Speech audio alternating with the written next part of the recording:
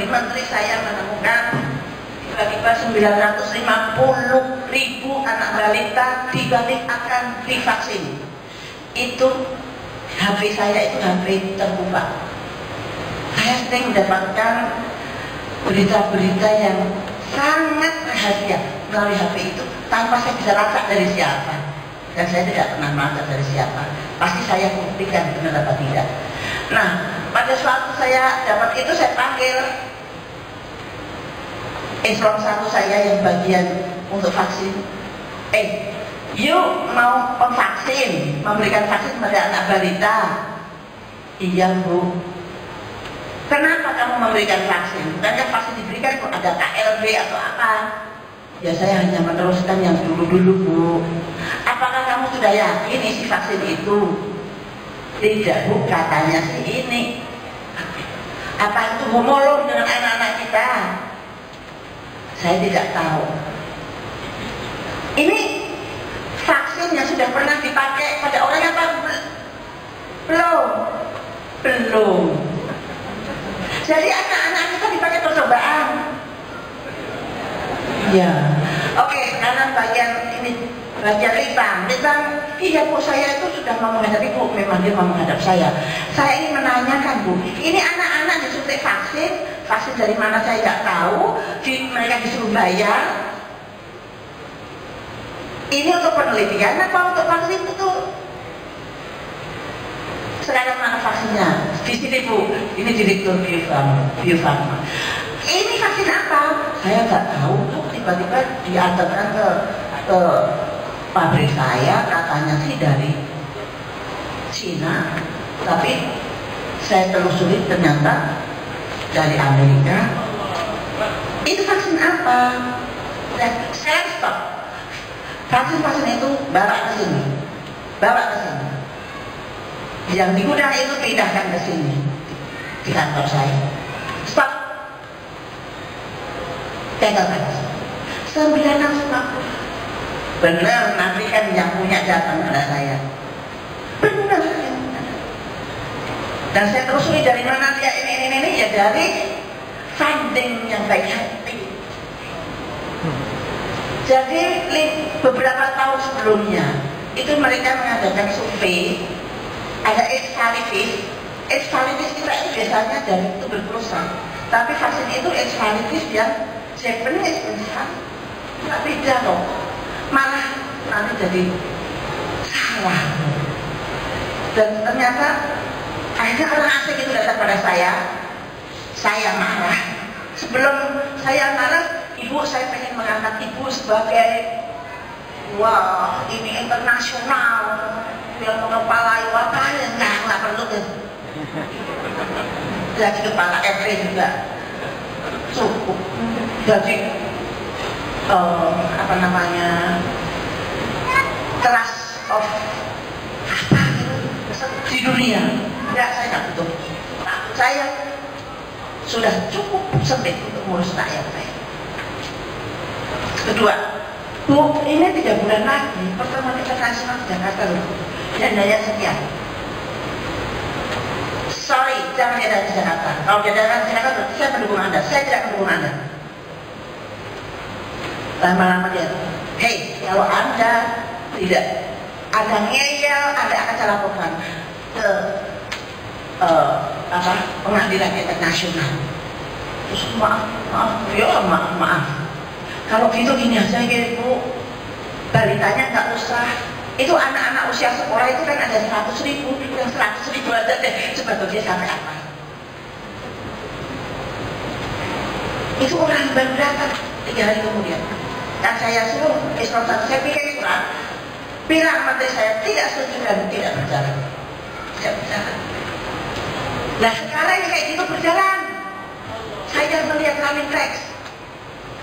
Ada percobaan vaksin demam berdarah di DKI Jakarta. Saya telepon. Percobaan. Masa sih kita jadi binatang coba?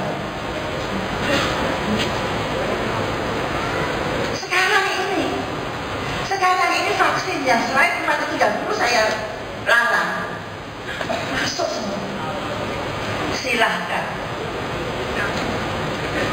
Saya enggak. Nyeri. Maka saya berubatan sama Pak Agus gitu. Nyeri makanya. Nah ini saya tidak membuat Anda ngeri. Saya ingin Anda waspada dengan segala isu. Isu yang baik, isu yang jelek. Kalau bingung tanyakan. Kalau tanya sama Pak Agus sudah tahu, Pak Agus bisa tanya pada saya atau tanya pada saya. Apa ini artinya? Apa ini artinya? Dan pertanyaan nomor 2, HIV/AIDS. Jadi sudah diteliti-teliti, obat tradisional sulit mendapat izin dari Badan POM. Badan POM itu dari dulu memang sulit. Hanya pada zaman saya saja tidak sulit, tapi sekarang kembali sulit. Semua yang sulit-sulit kembali sulit. Barang-barang yang mudah masuk jadi mudah. Yang dulu sulit jadi mudah, yang dulu mudah jadi sulit. Gitu. Itu sudah dibaca oleh rakyat banyak. Saya tidak bisa menolong banyak, tapi saya kalau boleh saya bisa tahu tahap-tahapnya seperti apa. Saya punya obat tradisional yang waktu itu mau dibeli oleh Jerman, namanya Pensigar. Jadi tradisional yang saya kelola sebagai apa namanya, bukan obat,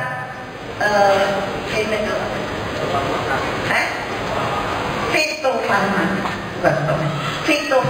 Fitofarmaka itu adalah obat tradisional yang sudah diakui sebagai obat dengan penelitian-penelitian secara barat. Namanya Pensigar, produk dari perusahaan BUMN. Pensigar namanya. Seharusnya pemerintah membeli itu karena itu sudah valid menurunkan tekanan darah. Isinya adalah strategi dengan kulit kucing. Sampai mau dibeli oleh perusahaan Jerman. Nah itu apa namanya, penemuan seperti itu kalau kita melalui kaidah yang benar pasti gampang. Tapi kalau Badan POM sulit itu saya tidak tahu, dan juga nanti kapan-kapan saya bisa melihat masalahnya apa. Kalau dokter tidak mau merawat, jadi gini, obat HIV/AIDS-nya itu sudah pernah diuji klinik atau belum? Pada berapa banyak pasien? Apa parameternya? CD4-nya turun.